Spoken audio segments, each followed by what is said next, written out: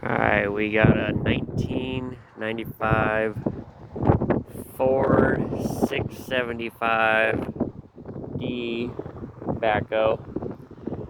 It's a little windy out here, so you're gonna have to forgive me. I'm not a normal YouTuber, don't have the fancy equipment. But anyhow, we're still gonna do it. So the outriggers on this thing aren't working. Everything else worked just fine.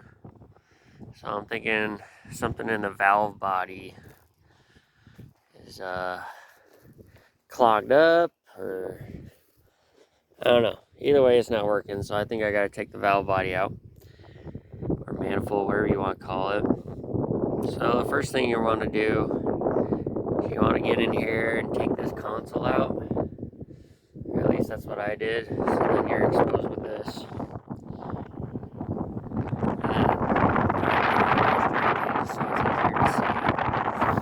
The next thing I'm gonna do is take these off, and then take this railing off, and take this matting off, because there's some plates right here.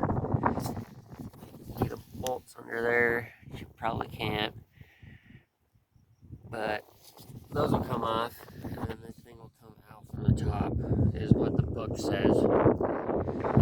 It also says the turn, if you got a pivot all the way one way, set your riggers down.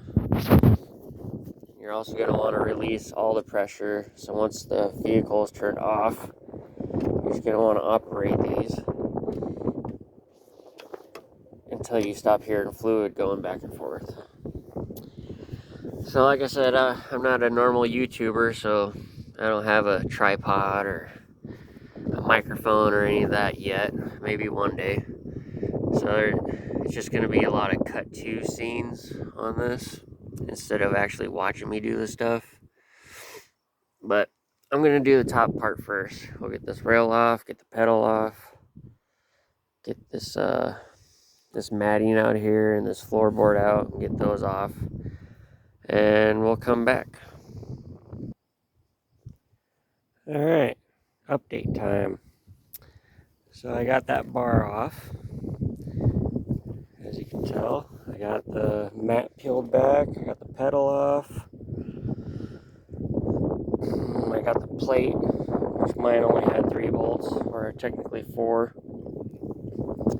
So that's all off, so now you can get a better look here at what we're dealing with. Of course, they gotta have nuts behind that. Okay, so I think next we are ready to disconnect the hoses, I believe. And I can see there's a big one back here. Not sure if you can see that, but it's right here. I'm gonna have to take that one off. And then I'll start taking all the other ones off. And I would number them if I were you. Like I have here 1, 2, 3, 4, 5, 6. And once I get those out of the way, I can number the bottom ones the same way. That's what I plan on doing. Okay, then you see that big bolt right there, or nut. I'm not sure how we're going to get that off, but hopefully it'll be easy, which is doubtful. So I'm going to start taking all these off. Might even have to take this thing apart just to get them to move easier, because they're pretty stiff. I'll be back.